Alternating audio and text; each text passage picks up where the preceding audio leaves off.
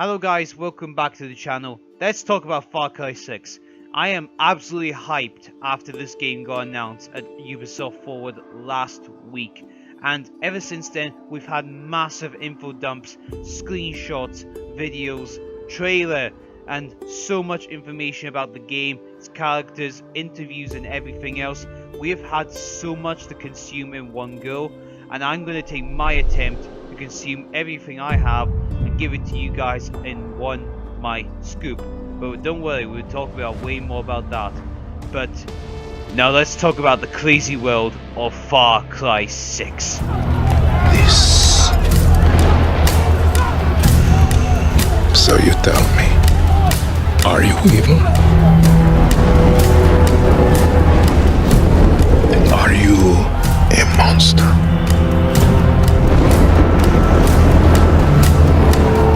Because our country is like this grenade, except it has two basic parts. Our people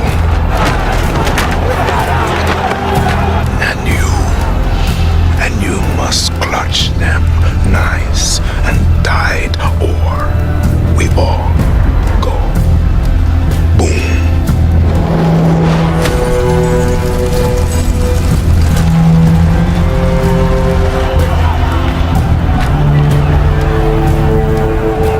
Do you understand now? Prove it.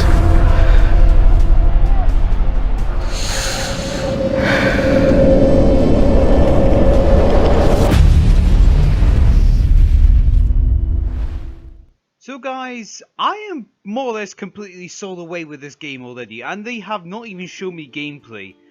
I think that's pretty good for a game that's working on its own basis. I do believe Ubisoft might be changing its way to look better than all the other titles out there, but it's also got its flaws, but we're not talking about that today.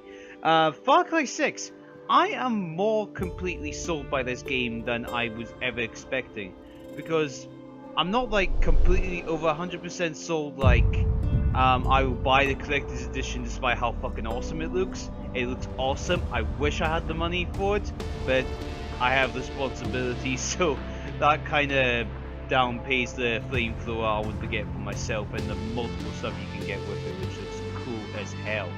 So, Far Cry 6, really looking forward to it, but today I want to go into the video about the context of what is in this video game and what they've told us so far, because Ubisoft has told us quite a fair amount that we could get a predicament of what this game could be, with characters, story, the world, and it looks very interesting what could be explored.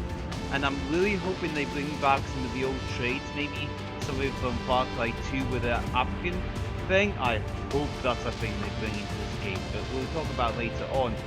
But I'm just going to say it now.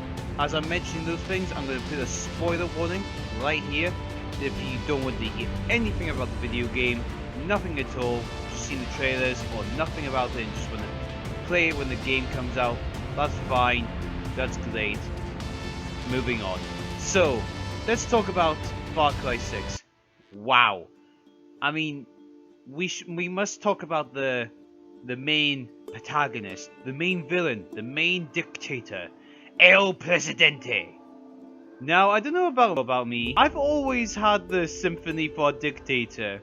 Why I have that sympathy for dictators in the video game, especially Far Cry ones, I don't know. I guess it was just maybe the last time when I played Far Cry 4, and I'm like, I went through the game and I'm like, oh, I'm killing all the bad guys. I'm like, you did get the sense of the game, like, am I killing these guys for like no reason? Am I literally destroying a legit government for like no reason? Pretty much. So that felt guilty. So when you play Far Cry 5, you're like, oh, we're killing cult members, that's pretty good. Get rid of those fucking assholes terrorizing the United States citizens, doing a patriotic thing here. And then you choose the ending where the world gets nuked and you get stuck with a crazy guy for a millennium. Great, that's just something onto my world's worst decisions this guy has done for his entire life. So, Hopefully this time, I'm not going to make that same mistake again. But you get to watch that on when I do the live stream of the video game or whatever I do.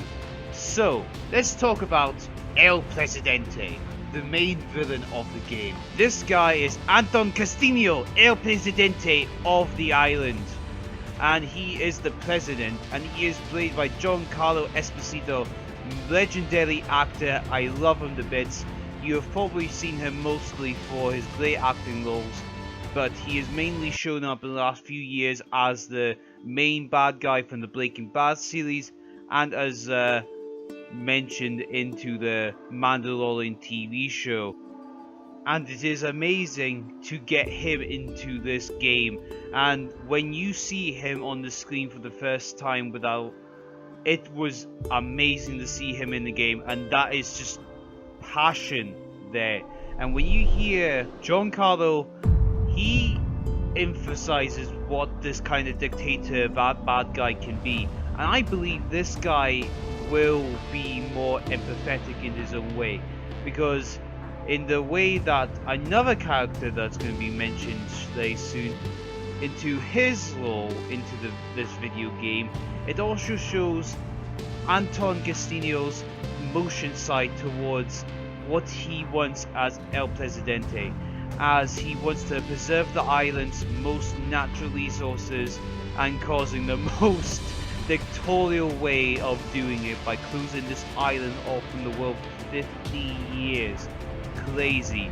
And he has a real empathy for the island because it's reasonably built, because during the first revolution apparently his father got killed during the first revolution, and he thought he is entitled to this country, and he has done everything in his power to get that stride for his country to be amazing like it used to be before.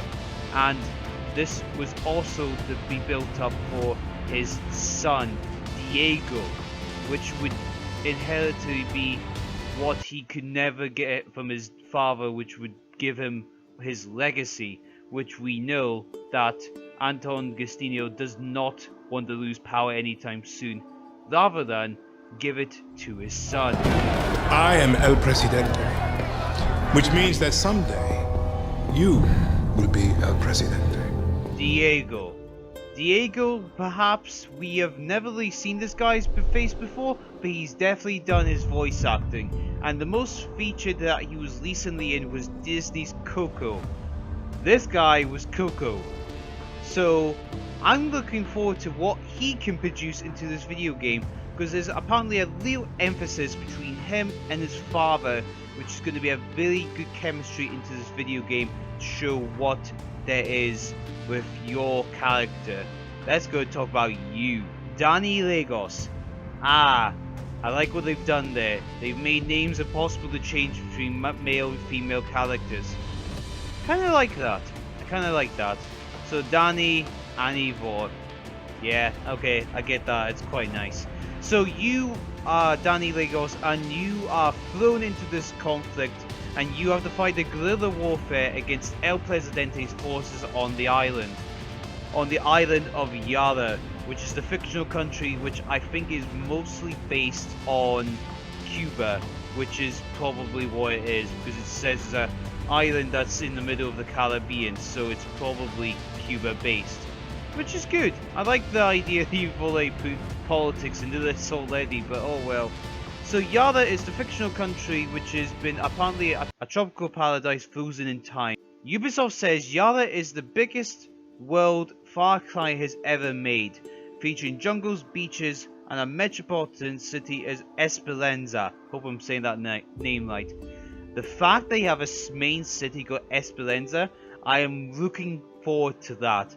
I hope there's more than one city, because I always like the variation, but as you can tell from people who are making the makeshift mechanics from Far Cry 5, city elements were definitely a thing back then, and I'm definitely sure people will love to go to this city, and I bet it's heavily fortified as hell. As you can see from the trailer, it looks like it's in the middle of chaos, so I bet the armed military will be there with force. So So you have to fight the El President's forces with guerrilla tactics against Castillo's forces, but like making makeshift weapons and vehicles. So that looks interesting. So we can make makeshift weapons. There's been pictures of crazy makeshift weapons, from using laser sights made out of tiny little gadgets. Cars that have been makeshift from 50 years of technology. There's been no evolution at all. Re-emphasizing the idea of Yara as a country frozen in time, like it's 50 years, so it's a lot like that's why the 50s cars are everywhere. That's why there's gonna be a lot of makeshift weapons, and it looks cool to get all these makeshift weapons. You know, like the military will have the most upgraded weapons, tanks, anything. I think that's a Chinese tank they have, but it's good enough. I think it's an old Chinese tank they have, but it's good enough for me. So, yes, it's going to be very interesting to show how you can play as the character between these three guys and the country of Yara itself, because it looks very interesting what this could be, because we have very big world of tropical jungles, beaches, and a metropolitan city, and also we can get help from animal returns, so we have lots of animals to come back. I haven't seen all of them, but we've seen one little puppy dog, Little Chorizo, I believe his name is, little hot dog on wheels.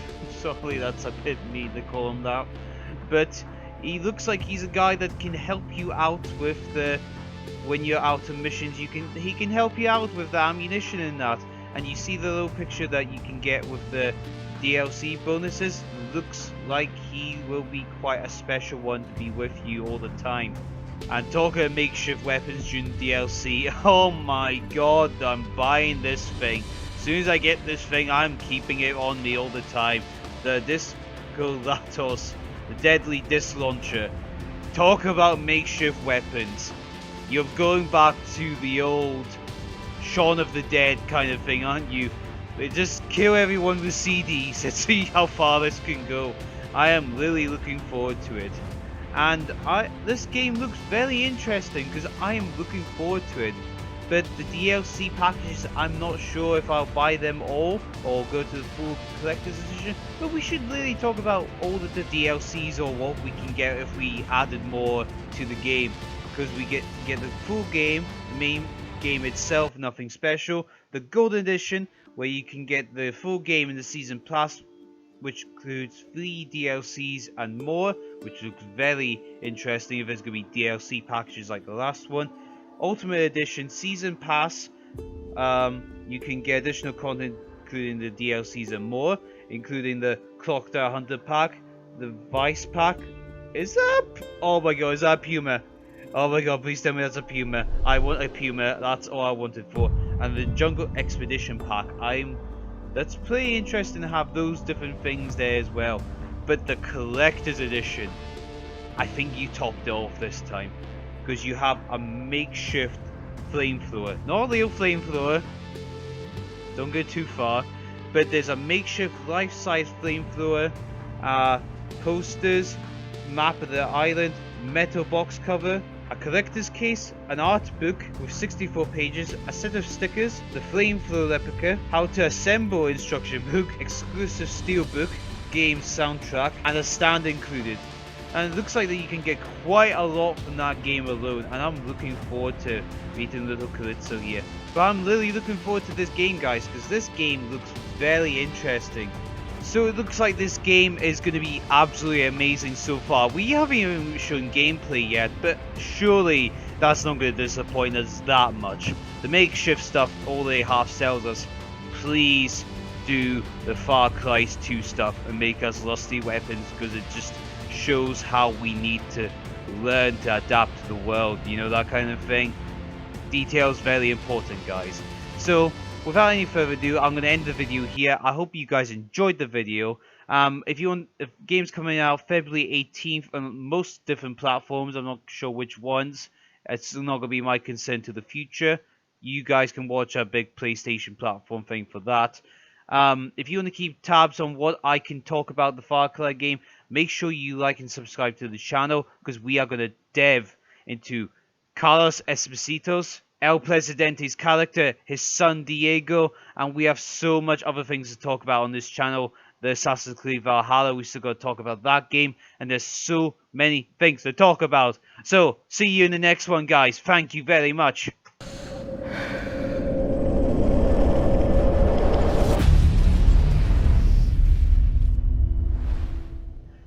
So guys, thank you for watching this video. If you like movie related content and game related content, please be sure to subscribe to this channel. Or if you want to support the channel in any other way, or if you just don't want to support the channel this sort of way, we have Facebook and Instagram, and we have Patreon and so on, and GoFundMe page as well. So if you want to get any special things from there, you are more than welcome. And if you want to support this channel in any other way, go and check out the other channels too. We have 5 different channels for you guys to check out, and the links to them will be below. So thank you guys, and have a great day.